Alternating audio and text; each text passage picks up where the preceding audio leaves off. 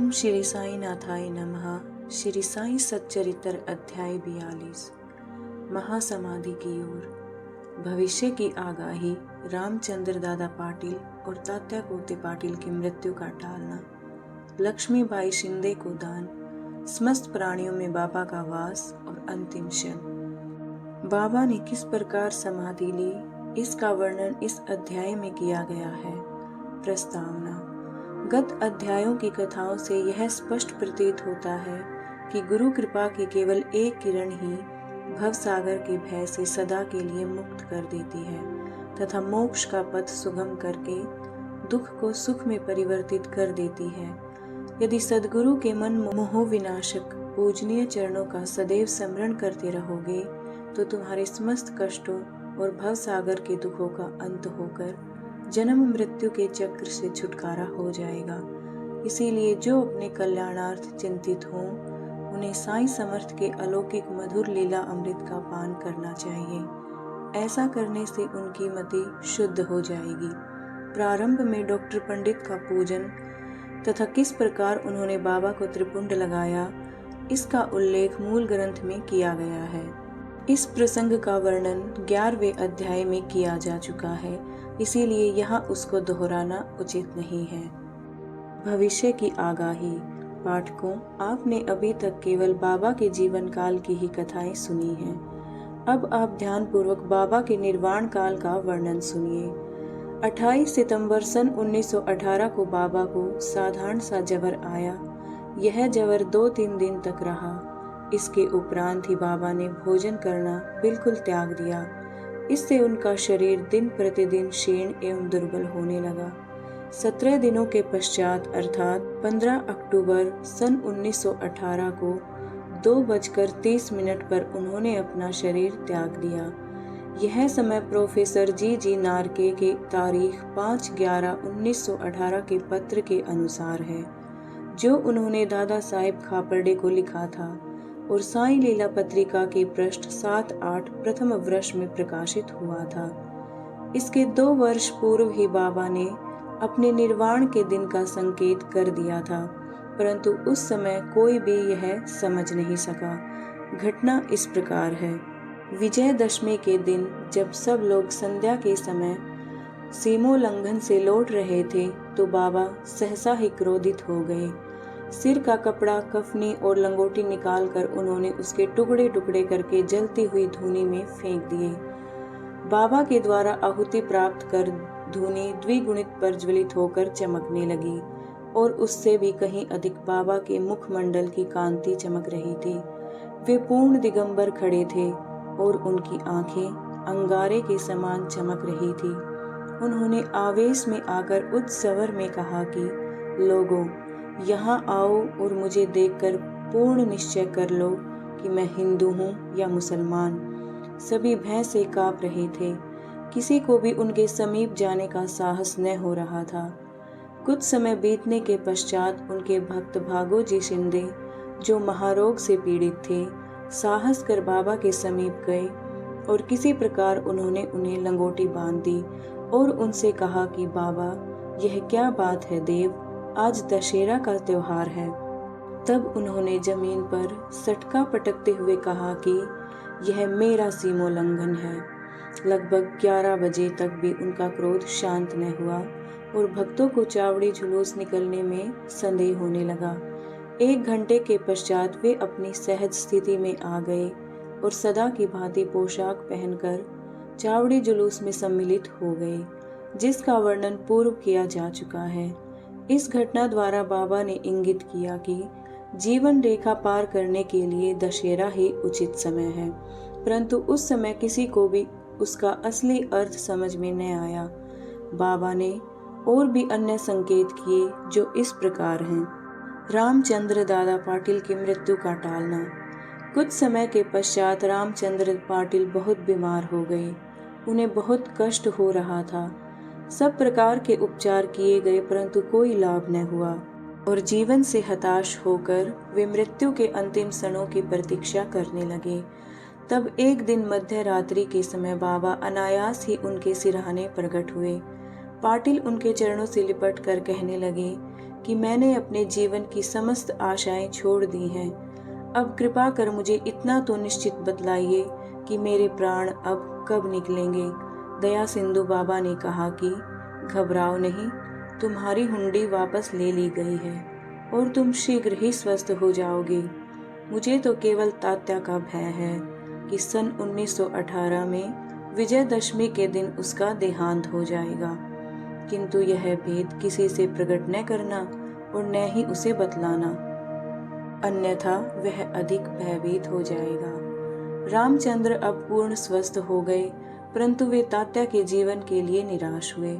उन्हें ज्ञात था कि बाबा के शब्द कभी असत्य नहीं निकल सकते और 2 वर्ष के पश्चात ही तात्या इस संसार से विदा हो जाएगा।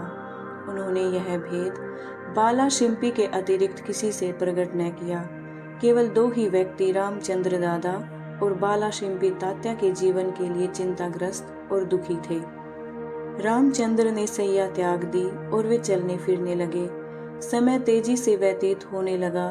सके 1840 का भाद्रपद समाप्त होकर अश्विन मास प्रारंभ होने ही वाला था कि बाबा के वचन पूर्णतः सत्य निकले। तात्या बीमार पड़ गए और उन्होंने चारपाई पकड़ ली। उनकी स्थिति इतनी गंभीर हो गई कि अब वे बाबा के दर्शन को भी जाने में असमर्थ हो गए। इधर बाबा भी ज्वर से पीड़ित थे। तात्या का पूर्ण विश्वास बाबा पर था और बाबा का भगवान श्री हरि पर, जो उनके संरक्षक थे। तात्या की स्थिति अब और अधिक चिंताजनक हो गई। वह हिलडुल भी न सकता था और सदैव बाबा का ही स्मरण किया करता था। इधर बाबा की भी स्थिति उत्तरोत्तर गंभीर होने लगी। बाबा द्वारा बतलाया हुआ विजयदशमी का दिन भी निकट आ गया। तब रामचंद्र दादा और बाला शिंपी बहुत घबरा गए। उनके शरीर कांप रहे थे, पसीने की धाराएं प्रवाहित हो रही थी कि अब तात्या का अंतिम समय है। जैसे ही विजयदशमी का दिन आया, तात्या की नाड़ी मंद होने लगी और उसकी मृत्यु सन्निकट दिखलाई देने लगी। उस समय एक विचित्र घटना घटी। तात्या की मृत्यु टल गई और उसके प्राण बच गए, परंतु उसके स्थान पर बाबा स्वयं प्रस्थान कर गए और ऐसा प्रतीत हुआ जैसे कि परस्पर हस्तांतरण हो गया हो। सभी लोग कहने लगे कि बाबा ने तात्या के लिए अपने प्राण त्यागे हैं। ऐसा उन्होंने क्यों किया, ये वे ही जाने, क्योंकि यह बात हमारी बुद्धि के बाहर है। ऐसा भी प्रतीत होता है कि बाबा ने अपने अंतिम काल का संकेत तात्या का नाम लेकर ही किया था। दूसरे दिन 16 अक्टूबर को प्रातःकाल बाबा ने दासगणों को पंढरपुर में सौंपन दिया कि मस्जिद झर्रा कर गिर पड़ी है। शिरडी के पराये सभी तेली तंबोली मुझे कष्ट देते थे, इसीलिए मैंने अपना स्थान छोड़ दिया है। मैं तुम्हें यह सूचना देने आया हूँ कि शीघ्र वहां जाकर मेरे शरीर पर हर तरह के फूल इकट्ठा कर चढ़ाओ। दासगणों को शिरडी से भी एक पत्र प्राप्त हुआ और वे अपने शिष्यों को साथ लेकर शिरडी आए तथा उन्होंने बाबा की समाधि के समक्ष अखंड कीर्तन और हरिनाम प्रारंभ कर दिया। उन्होंने स्वयं फूलों की माला गूंथी और ईश्वर का नाम लेकर समाधि पर चढ़ाई। बाबा के नाम पर एक वृद्ध भोज का भी आयोजन किया गया। लक्ष्मीबाई को दान। विजयदशमी का दिन हिंदुओं के लिए बहुत शुभ है और सीमोल्लंघन के लिए बाबा द्वारा इस दिन का चुना जाना सर्वथा उचित ही है। इसके कुछ दिन पूर्व से ही उन्हें अत्यंत पीड़ा हो रही थी, परंतु आंतरिक रूप से वे पूर्ण सजग थे। अंतिम क्षण के पूर्व वे बिना किसी की सहायता लिए उठकर सीधे बैठ गए और स्वस्थ दिखाई देने लगे।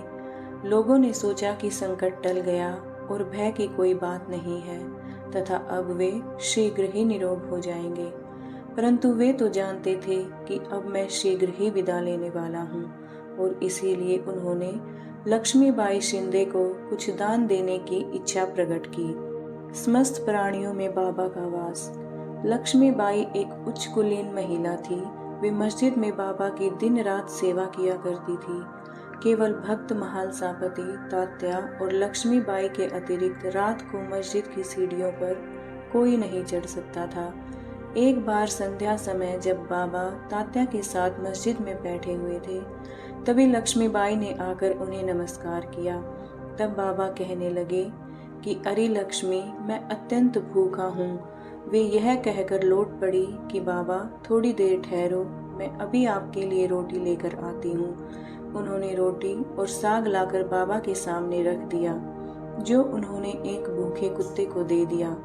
तब लक्ष्मीबाई कहने लगी कि बाबा, यह क्या, मैं तो शीघ्र गई और आपके लिए अपने हाथ से रोटी बना लाई। आपने एक ग्रास भी ग्रहण किए बिना उसे कुत्ते के सामने डाल दिया। तब आपने व्यर्थ ही मुझे कष्ट क्यों दिया? बाबा ने उत्तर दिया कि व्यर्थ दुख न करो, कुत्ते की भूख शांत करना मुझे तृप्त करने के समान है। कुत्ते की भी तो आत्मा है। प्राणी भले ही भिन्न आकृति प्रकृति के हों, उनमें कोई बोल सकते हैं और कोई मूक है, परंतु भूख सबकी एक सदृश्य ही है। इसे तुम सत्य जानो कि जो भूखों को भोजन कराता है, वह यथार्थ में मुझे ही भोजन कराता है। यह एक अकाट्य सत्य है। इस साधारण सी घटना के द्वारा बाबा ने एक महान आध्यात्मिक सत्य की शिक्षा प्रदान की कि बिना किसी की भावनाओं को कष्ट पहुंचाए किस प्रकार उसे नित्य व्यवहार में लाया जा सकता है। इसके पश्चात लक्ष्मीबाई उन्हें नित्य ही प्रेम और भक्तिपूर्वक दूध, रोटी व अन्य भोजन देने लगी, जिसे वे स्वीकार कर बड़े चाव से खाते थे। वे उसमें से कुछ खाकर शेष लक्ष्मीबाई के द्वारा ही राधा कृष्णा माई के पास भेज दिया करते थे।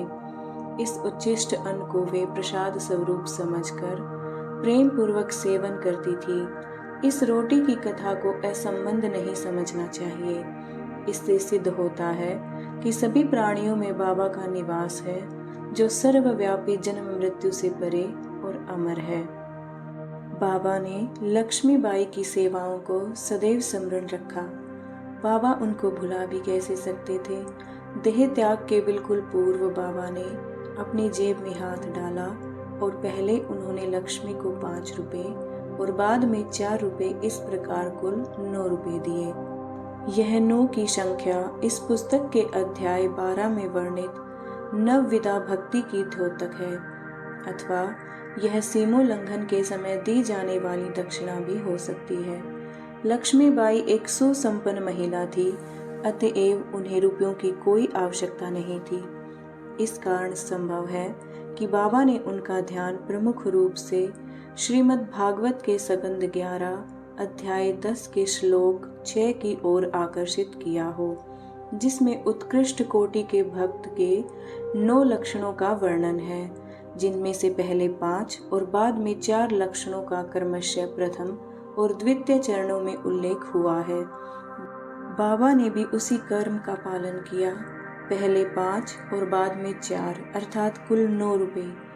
केवल 9 रुपए ही नहीं, बल्कि 9 के कई गुने रुपए लक्ष्मीबाई के हाथों में आए गए होंगे, किंतु बाबा द्वारा प्रदत्त ये 9 रुपयों का उपहार वह महिला सदैव स्मरण रखेगी। अंतिम क्षण बाबा सदैव सजग और चैतन्य रहते थे और उन्होंने अंतिम समय में भी पूर्ण सावधानी से काम लिया।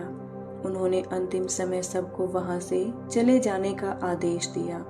चिंता मग्न काका साहेब, बूटी और अन्य महानुभाव जो मस्जिद में बाबा की सेवा में उपस्थित थे, उनको भी बाबा ने वाड़े में जाकर भोजन करके लौट आने को कहा। ऐसी स्थिति में वे बाबा को अकेला छोड़ना तो नहीं चाहते थे, परंतु उनकी आज्ञा का उल्लंघन भी तो नहीं कर सकते थे। इसीलिए इच्छा न होते हुए भी उदास और दुखी हृदय से उन्हें वाड़े को जाना पड़ा। उन्हें विदित था कि बाबा की स्थिति अत्यंत चिंताजनक है और इस प्रकार उन्हें अकेले छोड़ना उचित नहीं है। वे भोजन करने के लिए बैठे तो, परंतु उनके मन कहीं और अर्थात बाबा के साथ थे। अभी भोजन समाप्त भी न हो पाया था कि बाबा के नश्वर शरीर त्यागने का समाचार उनके पास पहुंचा और वे अधपेट ही अपनी अपनी थाली छोड़कर मस्जिद की ओर भागे तथा जाकर देखा कि बाबा सदा के लिए बयाजी आपा पोते की गोद में अंतिम विश्राम कर रहे हैं। न वे नीचे लुढ़के और न शैया पर ही लेटे, अपने ही आसन पर शांति पूर्वक बैठे हुए और अपने हाथों से दान देते हुए उन्होंने ये मानव शरीर त्याग दिया। संत स्वयं ही देह धारण करते तथा कोई निश्चित ध्येय लेकर इस संसार में प्रकट होते हैं। और जब ध्येय पूर्ण हो जाता है तो वे जिस सरलता और आकस्मिकता के साथ प्रकट होते हैं उसी प्रकार लुप्त भी हो जाया करते हैं। श्री सद्गुरु साईनाथार्पणमस्तु। शुभम भवतु। सप्ताह पारायण षष्ठ विश्राम। अध्याय 42 संपूर्णम। ओम श्री साईनाथाय नमः।